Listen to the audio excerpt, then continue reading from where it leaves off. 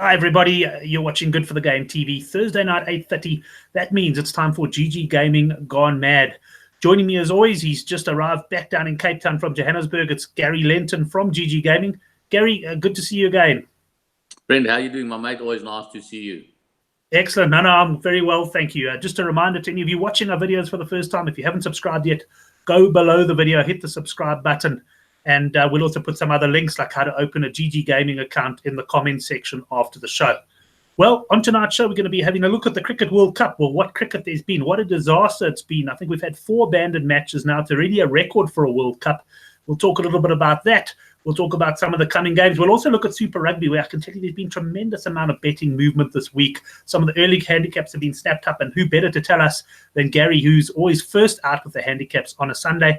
We'll also just maybe chat a little bit of US Open. That is, of course, underway. I'll see if what Gary fancied in the US Open this week.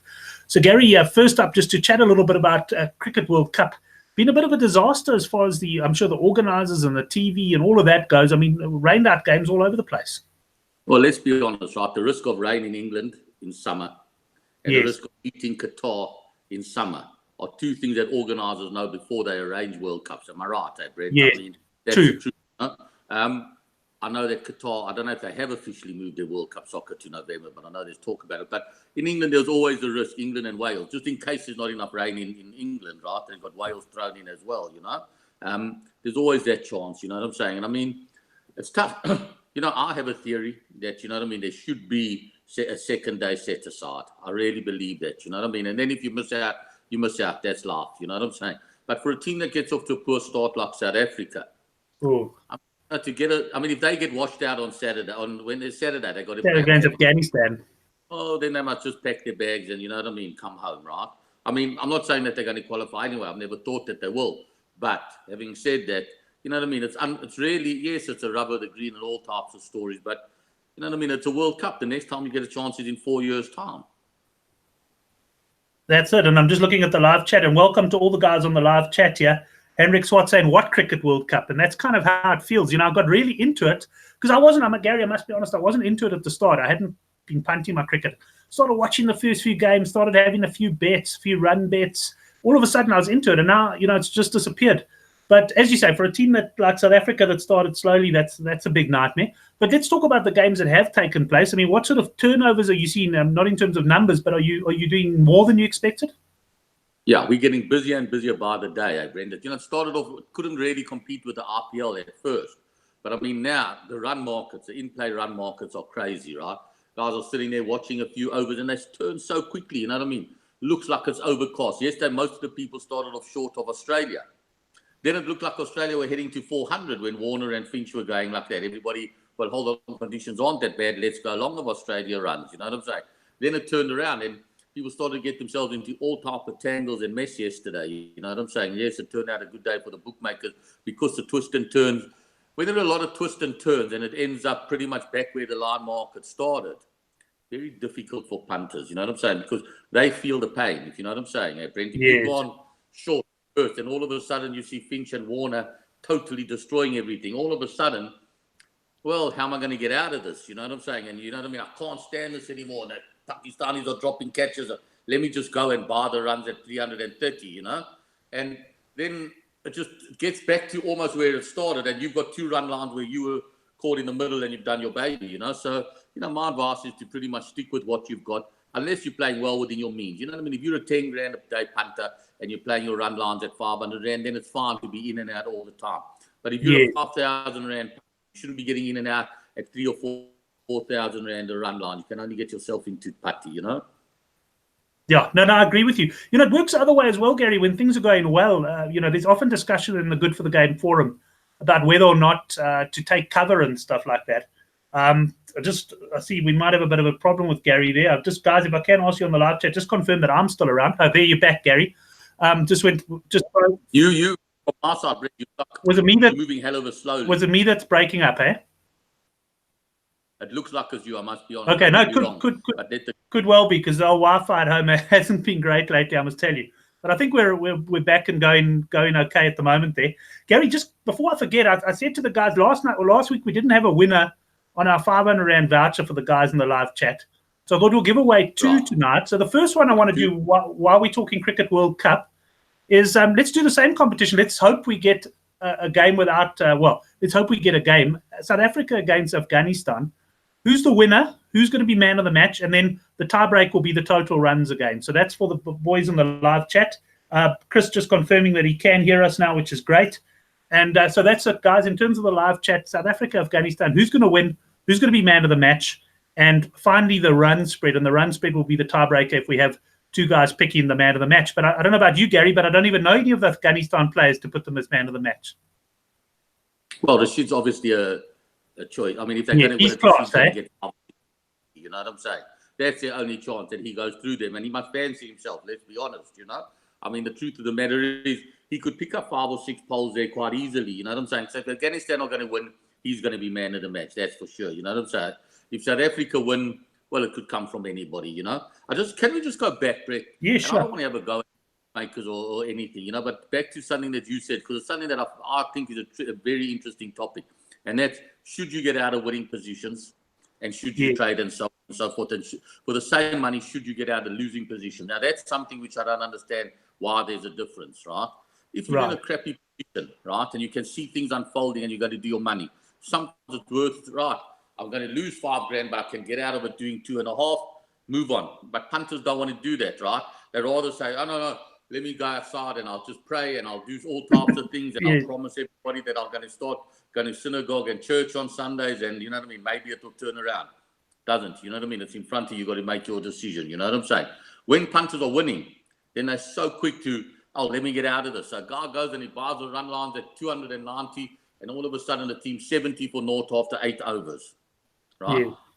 Now I think, phew, let me get out. I can lock in $2,000, this and that. But hold on, you're giving money back to the enemy, right? The bookmaker's the enemy in that situation. So that's the one thing that I think punters, whether you're winning or losing, look at the situation where you are, not where you're hoping to be. What is happening in front of you? That I think is a critical thing. Can you see me, Brent? Yes, no, 100%. I can see you fine. Okay. Then the other thing is this, and now this is where I'm going to have a go at other bookmakers, right? And this is a very dicey thing. These cash out options that some bookmakers have got, before you do it, before you hit that button, make sure you know what you're doing and make sure you know what price you're trading at. I want to give you an example. A mate of mine on Sunday night had backed McIlroy the day before, 2 days earlier, to win a golf tournament. He said 5,000 to 500. He took 10 to 1. His cash out at that stage, right? They offered him 2,250 rand, right? McIlroy was already trading at 1 to 12. Jeez, really? Yeah, you've been handled. Right? Yes. Simple as that. And you just can't do it. If it comes down to this, when people cash out, they become so less worried about prices, right? But it's the same thing. If I said to you before a golf tournament, McIlroy is 7 to 10, but I'll lay you 1 to 12, you're going to tell me to go jump in the sea, right? Exactly. Why now, if you take 1 to 12, you know what I'm saying, when he's even money? I mean, and that's what's going on. And I mean, so just be careful of that. You know what I'm saying? Before you think that these functions are so good, they weren't built there to make your life easier. That I promise you. Well, Gary, I remember reading a book once. I used to do a lot of, I used to love the casinos. I used to play roulette and blackjack, and I always believed I could get an edge. I learned eventually that I couldn't, you know. But I remember reading a thing, and people were talking about, you know, the things they come up with blackjack, like you can bet on sevens and all the rest of it. And the one guy wrote in his book, he says, if you must know that if a casino is introducing something new, it's not in your favor, it's in the casino's favor. And I very much share your sentiment with the cash out there. You know, I haven't actually ever cashed out. I used to do spread betting, so yes, I used to trade. And exactly what you said, though, I must tell you, Gary, that I could close out for a profit, but I battled to close out for a loss. Even when the writing was on the wall and it was a wet field and I'd gone overs in points, I really battled to pull the trigger to close out for a loss. But if I was suddenly up, I'd think, oh, should I be closing out? And so what you said is so true there. But, you know, these cash out options, and I'm not saying that they're never an option, but like you said, know what you're doing. And I mean, the only time I would probably consider cashing out is if it was something where I actually needed to free the money up in my account to place another bet or something like that, you know. But otherwise, most of the time, you're better off riding it out. I'll tell you what, you tell me, I'll guarantee the guys that are on Betfair that make a living taking back 1 to 500 things that have already won, if you know what I'm saying, Brent, because people just want to free up the money, or they're panicking, or whatever it is. You know, a team's 3-0 up in the 83rd minute or the 84th minute. The guy goes there and he says he'll take 1 to 400. You know? Yes. There's not enough to have all the restarts. You know what I'm saying, Brent, and things like that. So just be careful. All I'm saying to punters is it's where you are at the moment that you need to look at, not what you did yesterday or an hour and a half ago. It's where you are now, and that's all that happens. Meanwhile, we got quite serious. We haven't told any funny jokes or anything. And I mean, no, we've been very serious. Okay. All right, let's move on. We've been very serious. But, you know, just what you say rings so true for gambling all across the board. I mean, it often depends on your mind space of that. I mean, you will know better than anyone else in poker as well. I mean, the top poker players really do play. They might play the players, but they essentially play in the odds. And yet, when you're inexperienced and like, I mean, with me, impatient, you have 2 or 3 bad beats, and you start thinking now you've got to chase, you know, and that tends to be the gambler's mentality. Well, let me give you a poker scenario now, right? And I know this is going to take a minute, but I just want you to hear me out, right? There are 2 poker players. One's playing table A and one playing at table B, right? They're in the same tournament, Brent. There's 20 players left, right? The tournament's paying from 10th, and the winner gets R1 million, right? Right. The chip stack is 100,000 rand, 100,000 chips, right? Yes. Same tournament, same blind levels, everything. 100,000 is the average chip stack. On table A, player A has got 300,000 chips, right? On the other table, table B, player B has got 80,000 chips, right? And they both go all in, obviously against different players. Yes. And table A turns over his pocket aces, and some clown called him with 2-8, right? And he called him with just for 120,000 chips. That was all he had, was his order, right? So he's got 300,000. Got aces, other guys got nothing, and the flop runs out. Queen, 7, 9, 9, 9, and the guy makes 4 9s, and he beats the aces, right? And the aces has come down to 180,000 chips. On table B, where player B is, he went all in with 80,000 in a fairly desperate situation with 9 jack. The other guy turned over queens. The flop comes 10, 8, queen, 2, 2, or 2, 3, and the guy makes a straight. And player B now doubles up to 160,000. Player A's got 180, player B's got 160,000, right? Yeah. But who is in a better frame of mind? The guy's just won the hand with the one. He's got the 160. He's doubled up. He's looking, laughing. I beat the Oaks Queens. I made a straight. I got 160. I haven't had so much for so long. Bring me a double cappuccino and throw in. I'll have a castle as well. The Oak was 180, right? How can you call me? What are you doing? You're a donkey. You're a this. You're a that. Cancel my Coke. I'd rather bring me a machete. I'm going to cut this Oak's head off. And that's what happens. But at the end of the day, the guy with 180 is still in a better position than the guy with 160 if he can control himself. Am I right, Brent? That's it. And that's where the professional players, I guess, can control themselves. Just to tell you, Gary, I think we had everyone going for the Proteas and picking a Protea player, but Chris McGowan coming in and going in with Afghanistan. So unless some other people come in, then he just has to pull for the Afghanistan win, and he'll win that voucher. So interesting to see the Proteas are strongly fancied. What sort of price are they? They must be pretty short against Afghanistan, although I wouldn't write off Afghanistan.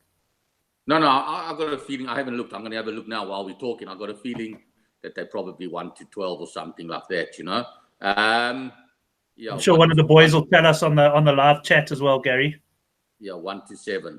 1 to 7. Cool, man. Well, that was an interesting little chat then, and I love talking about betting and strategy because it's something I've done a lot of reading on, and it's always, you'll know as well, easier said than done sometimes to sort of implement some of the things you want to, but it's something you learn as you get along, and as punters we should hopefully be maturing as we go along as well. But let's talk a little bit about a Super Rugby now, Gary, because there was plenty of early line movement. You guys, as usual, were first out on Sunday with your lines. And quite a few of them, I must say, were very close to mine. But the one that I did like in particular was I think it was -10.5 Highlanders, because I did have I did believe that the Waratahs would sort of rest their players. And there's been loads of action there. I mean, I think the line's out at about 19.5 now. Yeah, we're at 17 now. So, I mean, it takes a lot for us to move a market 7 point. Yes. It's not something that we want to do, you know what I mean? But the market is generally 19.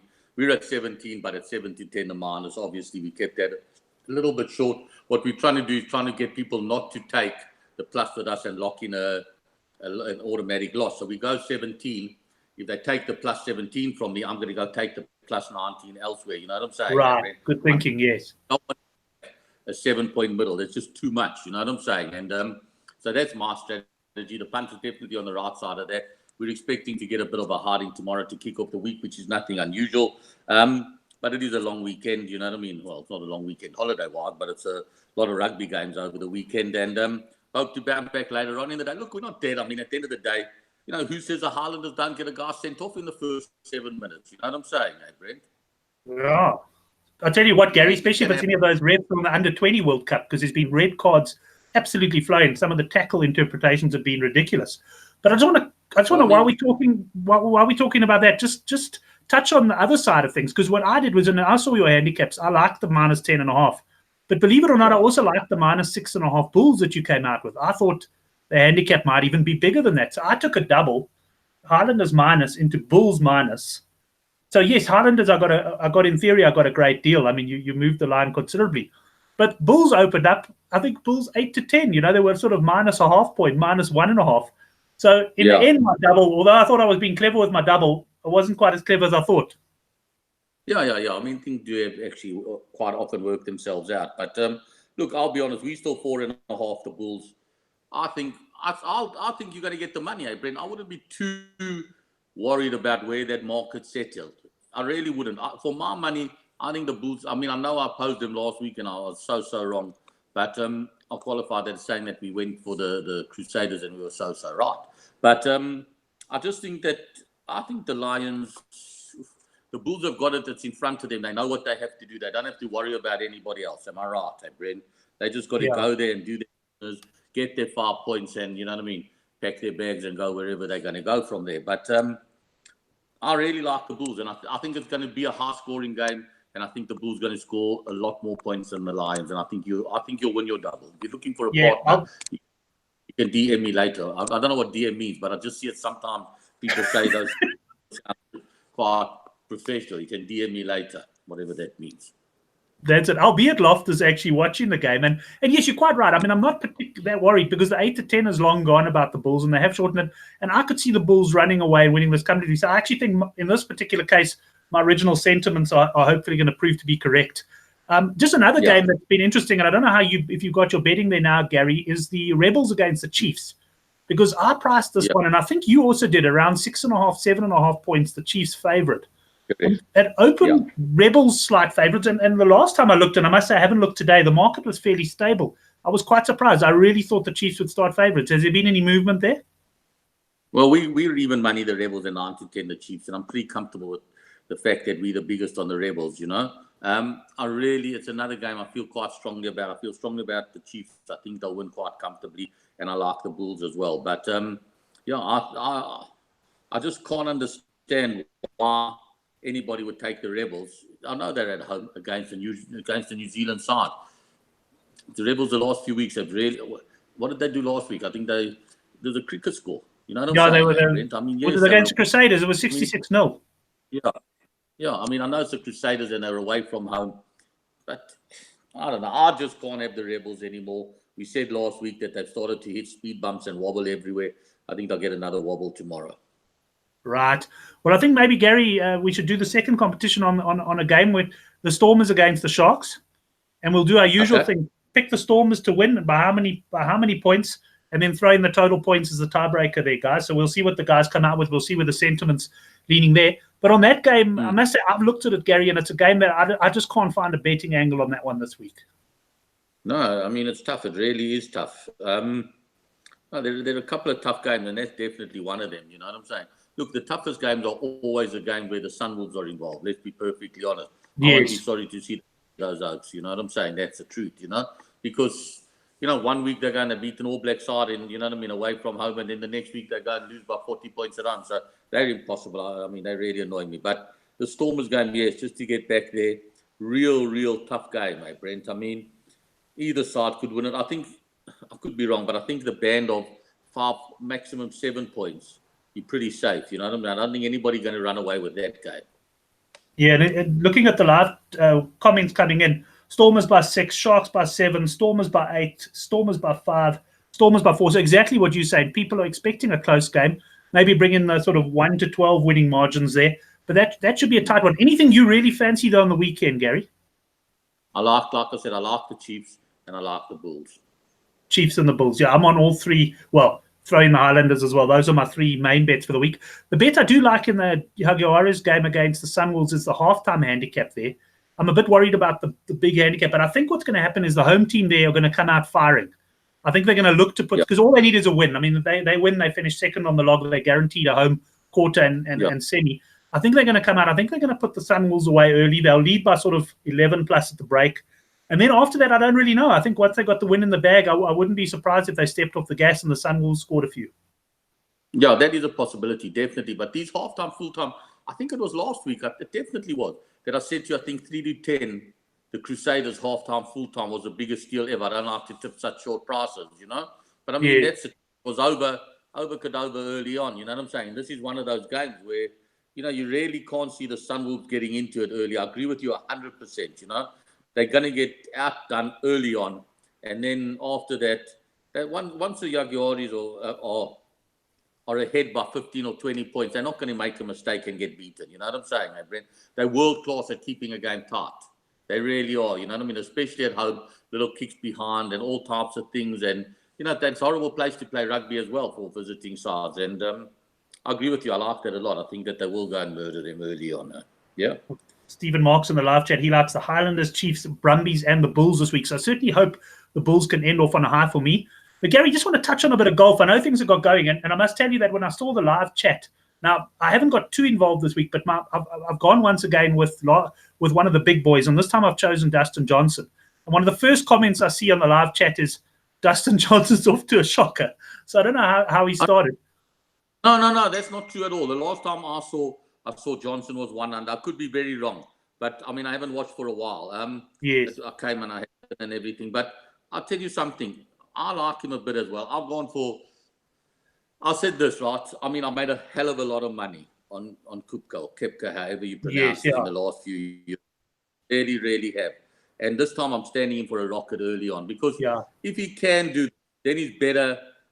Then he's better than I think. And and I think he's brilliant. I think he's one of the best golfers we've ever seen. I'm scrolling down and I see that maybe something has happened. He's even par. No, but he said no, he's okay now. He's recovered. He must have dropped at some point. He's even par, evidently. Fair enough. But, you know, for me, Kepka, if he can come, how can you do that? And, you know, the one thing I'll say about him is that last time when he did win the PGA, he putted those first 3 rounds like nothing I've ever seen. You know what I'm saying? Yes, he's hitting one of the best ball strikers you've ever seen. But the thing he looked at, he held. And on the last round, when he started to miss 1 or 2 putts, that 8-shot lead became 1 shot very quickly, Brent? Very quickly. You know? And he's not going to get that chance here. You know what I mean? He's not going to pull away. He may win it, but he's not going to pull away. That I promise you now. But this tournament comes down to, I have a couple of picks. I like Dustin Johnson. Not one of my first picks. I'm going to tell you who my first 3 picks are. And I don't know how. I know that 2 are teeing off late. And the other one, I'm going to make a fool of myself and see he's probably 8 over par. But my 3 picks in this order are Woods, Cantlay, and Snedeker.